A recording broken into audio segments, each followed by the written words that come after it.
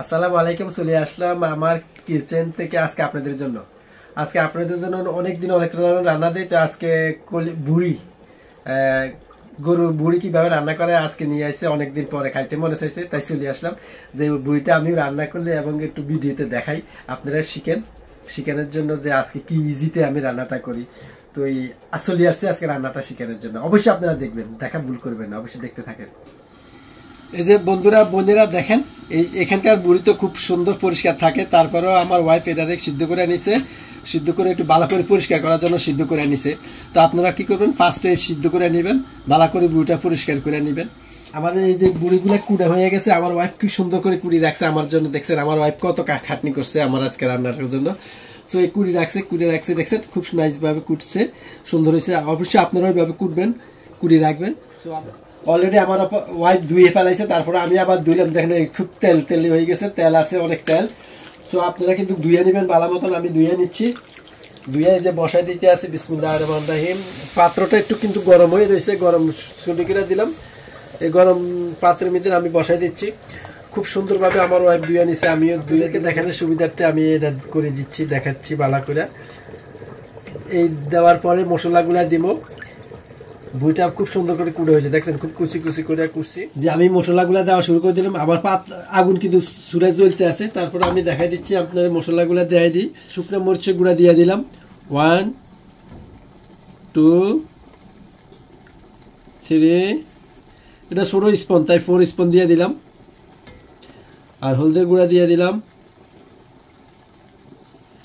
1 2 3 same 4, একটু দিয়ে দিলাম স্পুন, ছোটো স্পুন দিয়ে দিলাম। লবণ আপনারা সবাই স্বাদ মতন দিবেন, আমি আমার স্বাদ মতন দিয়ে দিচ্ছি। লবণটা নর্মালি স্বাদ মতনের দিতে হয়, দিয়ে দিলাম। বেশি দেওয়া যায় না, গোলমরিচ দিয়ে দিলাম পরিমাণ মতো।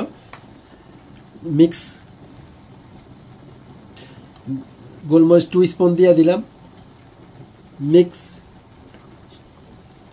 মিক্স গরম মশলা, এটা মিক্স করা এখানে পাওয়া যায়। গরম মশলাটা দিয়ে দিলাম অতিরিক্ত, এটা আর এক্সট্রা এটা যেটা বলে দিয়ে দিলাম 2 স্পুন। আর জিরার গুঁড়া দিয়ে দিলাম 3 স্পুন। স্পুনটা আপনারা দেখেন, এই স্পুনে 3 স্পুন জিরার গুঁড়া দিয়ে দিলাম।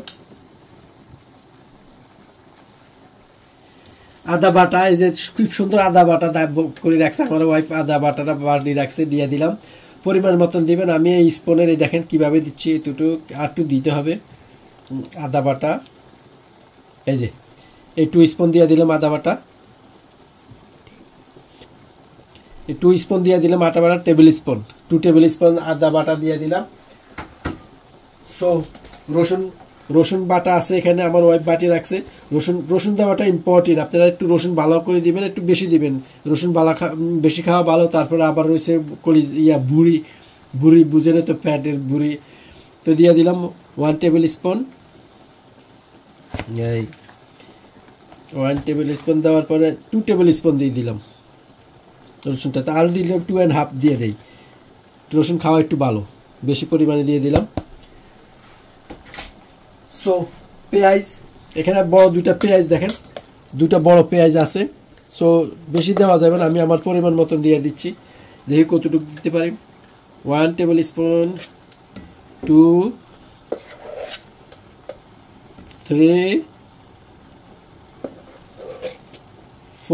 4 টেবিল স্পুন দিয়ে দিলাম পেঁয়াজ। সো এখন তেল দেওয়ার পালা। তেল দেওয়ার আগে কিছু গরম মশলা আরও বাকি রয়েছে দিয়ে দিন। এলাচটা দিয়ে দিলাম, পরিমাণ মতন দিবেন, যেহেতু এটা বুড়ি দিয়ে দিলাম আমি পরিমাণ মতন। কয়েকটা লং দিয়ে দিলাম আমি লং, এই লংগুলো দিয়ে দিলাম।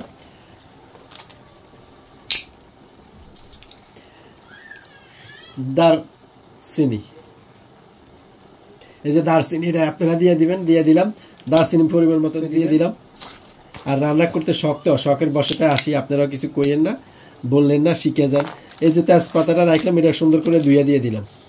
হয়ে গেল, এখন হচ্ছে লাড়ার পালা। তো তেল লাগবো মনে হইতেছে, তেল দেই নেই, তেল দিতে আসি।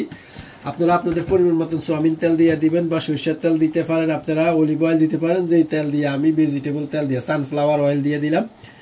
এই সানফ্লাওয়ার অয়েলটা পরিমাণ মতন দিচ্ছি, আপনারা দেখেন আপনাদের পরিমাণ মতন দিবেন।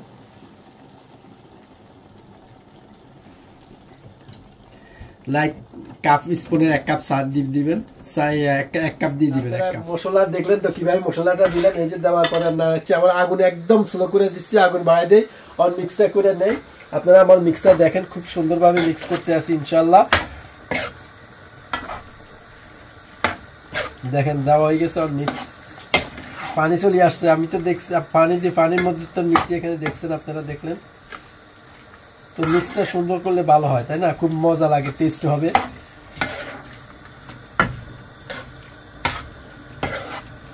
এটা আমার কষানোর জন্য দিতে আসি, কষাইবো ইনশাল্লাহ। কষাবো, খুব ভালো মজা কষাবো।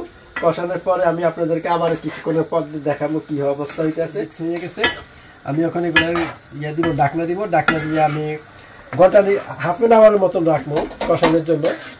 এই যে আমি ডাকনাটা দিয়ে দিতে আসি। এই যে আমার এই ডাকনা কষানো হয়ে গেছে, তার মিক্সটা হয়ে গেছে ভালো করে। আমি মনে করি মিক্স হয়ে গেছে, বুঝলেন?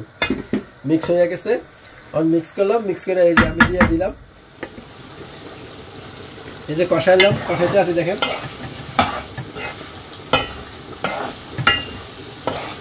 আর কোন কষাইতে আরো কষাইতে হবে ভালো মতন।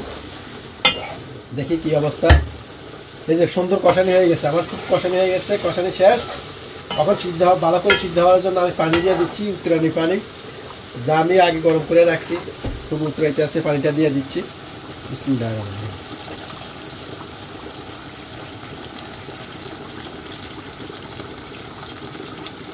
দিয়ে দিলাম পরিমাণ মতন পানি, ভালো করে সিদ্ধ করার জন্য দিয়ে দিলাম। এই যে সিদ্ধ হোক, পানিগুলো শুকানোর পরে আবার আপনাদের সামনে চলে আসছি। আপনারা ধৈর্য ধরে বসেন, দেখেন গরুর বুড়ি রান্না করছি দেখেন।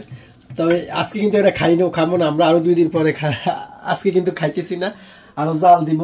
কন্টিনিউ 2-3 দিন জাল দেওয়ার পরে খাওয়া হবে। তো আজকের মতন এখানে বিদায়। আপনারা ভালো থাকবেন, অবশ্যই লাইক দিবেন, শেয়ার দিবেন, কেমন হয়েছে জানাবেন। আমার শখের রান্নাটা আপনারা পছন্দ করলেন তো লাইক শেয়ার দিয়ে জানান। আল্লাহ হাফেজ, আজকের মতন আসসালামু আলাইকুম।